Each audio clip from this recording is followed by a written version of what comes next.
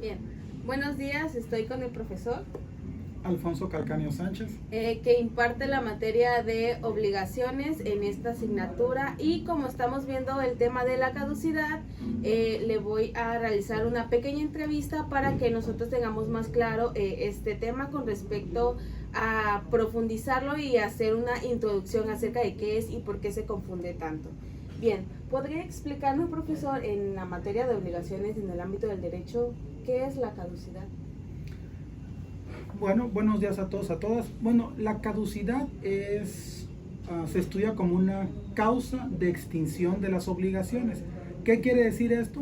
Que es una de las muchas formas, porque son muchas formas, mediante las cuales el acreedor perdería la oportunidad de poder reclamar la prestación de la obligación sin recibir nada, ¿no? Entonces perdería completamente la posibilidad de recibir el pago. El pago, dígase por pago, pues una obligación de dar, hacer o no hacer, hablando de toda la teoría de las obligaciones. Ok, ¿y en qué casos se aplicaría más comúnmente la caducidad? Bueno, la caducidad puede darse, vamos a decirlo, de dos formas. Usualmente las obligaciones, una forma de clasificarlas es que tengan un origen contractual o extracontractual. Dicho eso, también aplica la caducidad, es decir, puede haber caducidad en obligaciones contractuales. ¿Qué quiere decir esto? Bueno, que derivado de un contrato puede surgir la caducidad, pero inclusive también de forma extracontractual en obligaciones de tipo legal también pudiera haber una especie de caducidad. Pero no sé si antes de estos casos quizás sería conveniente precisar un poquito más acerca de qué es la caducidad. Exactamente. De hecho, justamente, como comentaba, ¿cuál creería usted que es el objetivo de la caducidad partiendo de estos casos de que pueden estar implicados tanto en un contrato como de forma legal? Bueno, como decíamos al inicio, la caducidad es una forma de extinguir las obligaciones. Y esta forma de extinguir las obligaciones consiste en que el acreedor ha dejado de observar cierta conducta que era necesaria para poder exigir la obligación. Cuando se dice cierta conducta, puede consistir en prácticamente, mientras sea legal, un infinito número de circunstancias que se le pueden ser exigidas al acreedor para poder exigir. Entonces, cuando no lleva a cabo determinada conducta, no tiene derecho a reclamar el pago. El propósito de ello, bueno, el propósito el origen de la caducidad es, como muchas cosas de esta materia, es romano. Viene desde la época romana la caducidad. Y de hecho el origen de Roma era la pérdida de los derechos hereditarios para aquellos herederos que no tuvieran hijos. Bueno, este es el origen. Entonces, si un heredero no tenía hijos, el Estado sancionaba a esos jóvenes a no poder recibir herencia de su familia. ¿Cuál era el propósito en Roma? Incentivar la reproducción, porque Roma necesitaba muchos hijos, ¿no? Bueno, hoy en día, obviamente ese no es el propósito de la caducidad, pero sí también subsiste el hecho de sancionar a aquellos acreedores que tienen que llevar a cabo cierta conducta, pero deciden no llevarla a cabo. Entonces, esto implica la pérdida del derecho que tenían a recibir cierta prestación. Y ahorita que comenta este punto de sancionar al acreedor con la pérdida del derecho, ¿cuál diría usted que es una característica que nos ilumine, que nos dé básicamente esta distinción entre la caducidad y la prescripción? Porque ciertamente se confunde mucho. Bueno, la caducidad y la prescripción ciertamente son conceptos muy confundidos, y me atrevería a decir que hasta en la vida profesional todavía hay quien sigue heredando la confusión de qué es la prescripción y la caducidad. Son conceptos que pondría yo más o menos en el mismo costalito, pero sí tienen diferencias importantes. La caducidad es, en todo sentido, una forma de extinguir las obligaciones. Es decir, cuando había que realizar cierta conducta y no se realiza, se pierde el derecho. Por ejemplo, yo tenía derecho a cobrar algo en un contrato, pero tenía que otorgar una fianza. Si yo no otorgo la fianza, no tengo derecho a reclamar el pago y pierdo. También en la caducidad, y este puede ser el motivo de la confusión, puede ser que también se puede combinar con una fecha. Es decir, en la caducidad puede haber un periodo para que yo otorgue la fianza. Si dentro de ese periodo no otorgo la fianza, pierdo el derecho. Pero quiero precisar que realmente no se pierde el derecho por el correr en sí del tiempo. Es más bien porque dentro del correr del tiempo no llevé a cabo la conducta que se me estaba exigiendo. ¿Ok? Bueno, y la prescripción es un correr del tiempo. Solamente que la prescripción, algunos autores, y de hecho diría, también comparto en cierta medida la opinión, no consideran a la prescripción como una causa de extinción pura de las obligaciones. ¿Por qué razón? Porque en realidad el efecto de la prescripción no es desaparecer la obligación, como si es la caducidad. Más bien la extinción, la prescripción transforma a la obligación. ¿Cómo? Pasa a ser de una obligación amparada o sustentada por el derecho a convertirse en una obligación natural, así le dice la doctrina. ¿Qué es una obligación natural? Bueno, una obligación natural es una deuda que tú tienes, pero que ya no puede ser exigida judicialmente. Por ejemplo, si hay una deuda que ya prescribió y el acreedor aún así dice, bueno, voy a demandar a mi deudor, y el deudor no opone en su contestación de demanda la prescripción, el juzgador va a tener básicamente, por, vamos a decirlo así, aceptada la existencia de la obligación. Y entonces habrá que desahogar toda la etapa del proceso, pero se pudiera condenar al pago, al deudor. Si el deudor no opone la excepción de prescripción, podrá ser admitida y podrá condenarse al demandado. ¿Por qué razón? Porque la prescripción no necesariamente extinguió la obligación, sino que la transformó en una obligación natural. Si el demandado opone su contestación la excepción de prescripción, evidentemente ya no va a prosperar. Digo, si se demuestra que ciertamente se constituyó, ya no va a prosperar y evidentemente se le va a absolver de la condena. ¿Pero sí me explico? Sí. Inclusive, vamos a ponerlo fuera de juicio. Si la obligación ya prescribió y yo fuera tu acreedor y tú fueras mi deudora y la obligación prescribió ayer y yo llegara hoy contigo y te dijera, oye, Stephanie, ya es que me debes 1,000 pesos, me los pagas, y tú me lo pagaras, pues a lo mejor vas con otra persona y te dice, oye, pero ya había prescrito la obligación, no tienes por qué pagarle, y tú vinieras conmigo, oye, Alfonso, devuélveme 1,000 pesos porque ya había prescrito, yo te puedo decir, pero tú ya me pagaste. Y si fuera una caducidad, tú puedes decir, te pagué una obligación que ya no existe, que ya no existía, por lo tanto ese pago fue indebido y pudieras reclamarme la devolución por otra vía.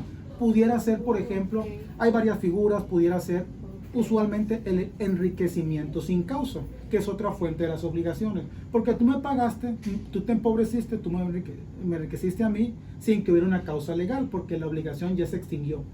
Ese sería el efecto de la caducidad, pero en la prescripción tú no me puedes reclamar, porque una causa sí hay, es una obligación, pero ya no es una obligación legal, es una obligación natural, que aún así existe. Por eso decía que muchos autores les gusta mencionar que la prescripción no es una causa pura de extinción de las obligaciones, sino más bien la transforma en otro tipo de obligación, que sería una obligación natural. Ok, entonces, por ejemplo, en la prescripción básicamente se tiene que invocar que el derecho básicamente prescribió. Y en este caso, yo como deudor voluntariamente puedo hacer el pago. Y si me doy cuenta que realmente prescribió, puedo reclamar el pago, pero no se hace. En la prescripción, si tú después de haber pagado me quieres pedir la devolución del dinero, yo te diría que no, porque sí hay una obligación, nada más que tú tenías derecho a no pagármela, pero si me la pagas es porque estás reconociendo tu deuda.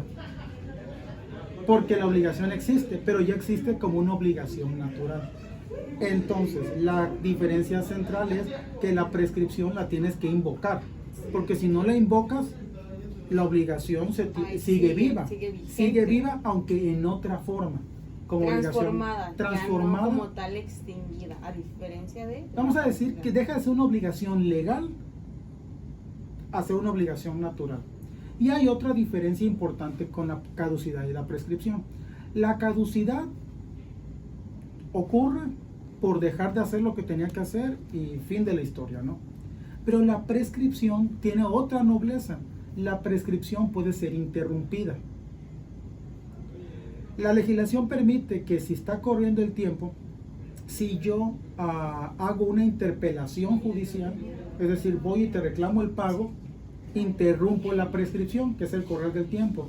O otra opción, a lo mejor tú ya una obligación prescrita, me la reconoces mediante comparecencia en el juzgado o mediante, no sé, notarialmente u otro documento, vamos a decirlo en términos tecnológicos, reseteo la prescripción.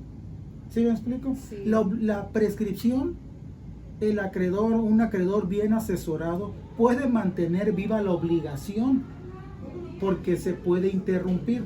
La caducidad no. Lo que tú tenías que hacer que ya no hiciste, ya no lo hiciste y la obligación caducó. Y solamente me gustaría agregar, independientemente de que tú tengas otra pregunta, hay otra caducidad que también puede ser confundida. Su base es la misma y es en materia procesal se conoce como caducidad de la instancia. La caducidad de la instancia ocurre una vez que se ha demandado, se ha iniciado un juicio y las partes dejan de impulsar el proceso. Te cuenta que dejas abandonado el expediente, ambas partes lo dejan al olvido y pues no pueden permanecer los expedientes abiertos infinitamente, ¿no? Porque además la carga laboral que tienen los juzgados es enorme año con año. Entonces la caducidad de la instancia es, si tú dejas de hacer algo, ¿qué es hacer algo? Si dejas de promover dentro del juicio, el juzgado de manera oficiosa o a petición de alguna de las partes, pero en principio oficiosamente, puede decretar la caducidad de la instancia. ¿Qué es la caducidad de la instancia? Cierra el expediente. Nuevamente, eso demuestra que la caducidad es más fatal que la prescripción. ¿Y esa caducidad es en un tiempo determinado como tal? Sí, depende de la materia, porque eso puede ocurrir prácticamente en cualquier materia, en todas las materias. Si se deja de promover el juicio, ¿cuál es lo que tiene que hacer las partes? Porque decimos que la caducidad es dejar de hacer lo que tenías que hacer. ¿Qué es lo que tenías que hacer en un juicio? Seguir avanzando el juicio. Si tú dejas de promover, se dice dejas de impulsar el proceso, se puede decretar la caducidad. Esa caducidad es dentro de juicio, pero también hay caducidad fuera de juicio, que es la que estábamos estudiando. Y como decíamos, lo más común es que sea de manera contractual, pero también hay caducidad, por ejemplo, que marca la propia ley para otras situaciones. Por ejemplo, está el tema que es en materia familiar, pero bueno, son materias hermanas, está en el mismo código finalmente, aquí en Tabasco. Un papá puede hacer el reconocimiento de los hijos o las hijas hasta los 18 años, ¿no? Pasado los 18 años marca la legislación que el reconocimiento ya debe contar con el consentimiento del hijo, cuando uno es mayor de edad. Entonces, básicamente hay una especie de caducidad. Tú podías reconocer a tu hijo si lo hacías dentro de los 18 años. Pasado ese tiempo, tu derecho más o menos caduca y ahora está sujeto a que el hijo o hija quiera reconocer, aceptar esa paternidad. Okay, interesante. Aquí hay una combinación de tiempo-acción, porque la acción es el hecho de reconocer. Y sí, hay un tiempo, porque el tiempo son 18 años, pero no confundir el énfasis de esta situación. El énfasis no es el correr del tiempo. Aquí el énfasis es llevar a cabo la conducta, que es reconocer al hijo. En la prescripción es literalmente correr el tiempo. ¿Y cuáles son los tiempos en la prescripción? Bueno, la verdad que aquí la respuesta es muy variada, porque el Código Civil establece muchos periodos de prescripción. Hay periodos de prescripción de días, por ejemplo, en cuestiones agropecuarias, ¿no? Cuestiones de campo, de animales, hay prescripciones que duran días, ¿no? Por ejemplo, creo que para reclamar la muerte de un animal, por ejemplo, en compra de cerros y cosas de ese tipo, creo que tiene una prescripción de reclamo cortas como de 9 días, cosas así. Profesor, y por ejemplo, ¿la pensión alimenticia prescribe? Bueno, estos comentarios eran más que nada en materia civil. La materia familiar tiene reglas muy propias, muy específicas, porque la materia civil se rige por algo que se llama principio dispositivo. Y el principio dispositivo es que son intereses particulares privados.